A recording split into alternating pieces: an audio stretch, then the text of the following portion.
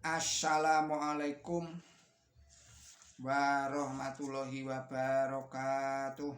Kita lanjutkan uraian dari Simon Alyasir berjudul Syukur dan Kufur, Doa dalam Kristen dan Islam. Saudara-saudara, para pemirsa yang budiman,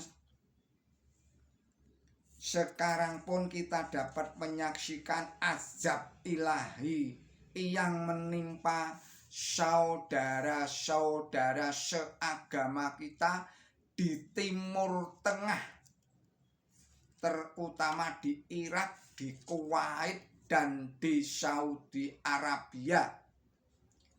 Irak dan Kuwait yang setahun yang lalu sekarang sudah lebih kurang 35 tahun, yang merupakan suatu negara dan bangsa yang begitu makmur, rakyatnya hidup mewah karena petrodolar dari minyaknya. Kini kedua negara itu porak-peranda pembantaian umat manusia merajalela di mana-mana, sehingga memakan korban ratusan ribu jiwa. Negara Kuwait itu negara kecil tetapi paling kaya. Kini benar-benar terhukum, meski perang Teluk yang mengerikan telah selesai, tetapi negara itu masih tetap terbakar, baik lahir maupun batin. Terbakar secara lahir karena 600 sumur minyaknya masih terbakar, sehingga seluruh negeri diliputi oleh asap hitam yang tebal dan menyesakkan. Sedangkan secara batiniah, segenap warga Kuwait terbakar hatinya oleh dendam kesumat terhadap warga negara Irak dan Palestina dan bangsanya sendiri yang dicurigai bersekongkol dengan Irak. Apakah sebab musabab bencana yang mengerikan ini? Sebabnya sama persis dengan azab yang menimpa umat Kristen pada permulaan abad ke-20 ini, yakni tidak berterima kasih terhadap karunia Allah Ta'ala yang berupa minyak bumi yang melimpah-limpah. Sebelum Kuwait diserang oleh Saddam Hussein pada tanggal 2 Agustus 1990 yang lalu, sangat serakah, congkak, dan sombong. Baik amir maupun rakyatnya hidup berfoya-foya, lebih-lebih jika mereka berwisata ke luar negeri. Mereka dikenal boros, membelanjakan uang, dan sangat royal. Kuwait dengan seenaknya melanggar kuota minyak yang disetujui oleh OPEC, yakni organisasi negara-negara penghasil minyak, sehingga minyak di dunia harganya menjadi merosot.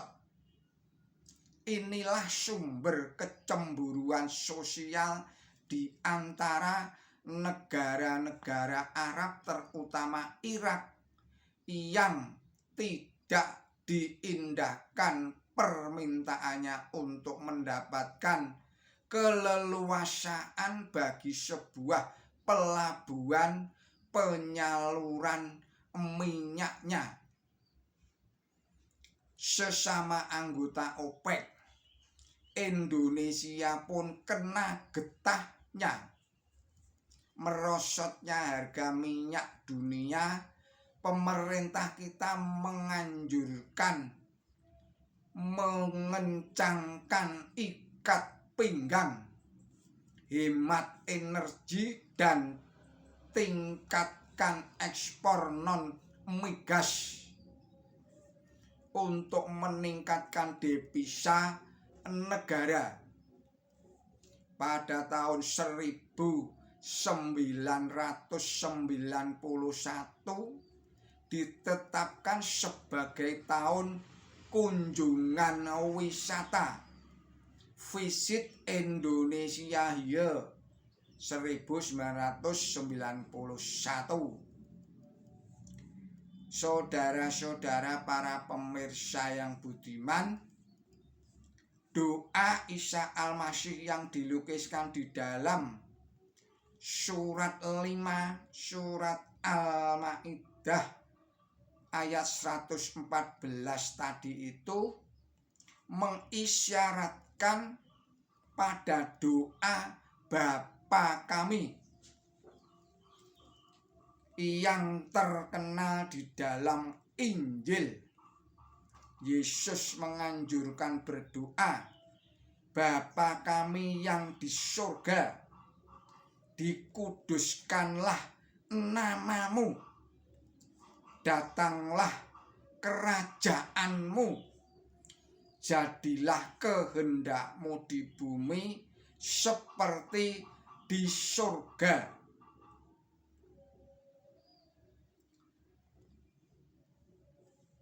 Berikanlah kami pada hari ini makanan kami secukupnya, dan ampunilah kami akan kesalahan kami, seperti kami juga mengampuni orang yang bersalah kepada kami. Dan janganlah membawa kami ke dalam percobaan, tetapi lepaskanlah kami daripada yang jahat. Karena Engkaulah yang empunya kerajaan dan kuasa dan kemuliaan sampai selama-lamanya. Amin. Surat Matius 6 ayatnya 9 sampai dengan 13. Saudara-saudara para pemirsa yang budiman, bandingkanlah dengan doa kaum muslimin di dalam Al-Fatihah yang paling tidak 17 kali dipanjatkan kehadirat Allah Ta'ala setiap harinya. Dalam Al-Fatihah, umat Islam tidak dibimbing agar mohon diberi makanan secukupnya pada hari ini, melainkan mohon agar ditunjukkan jalan yang benar. Doa itu selengkapnya berbunyi sebagai berikut: Ihdinas Shiratal Mustaqim, Shiratal ladzina an'amta alaihim, ghairil maghdubi alaihim waladdallin. Amin. Doa ini mengandung makna yang amat dalam.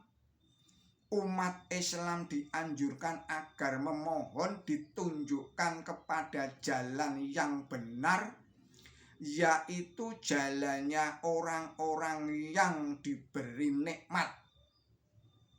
mereka yang telah dikaruniai nikmat itu ialah antara lain minan nabiyyin wasyodikin wasyuhada wasyolihin. Jadi yang telah diberikan nikmat oleh Allah Ta'ala itu ada 4 golongan, yaitu golongannya para nabi, golongannya para siddiqin, golongannya para syuhada, dan golongannya para syalihin.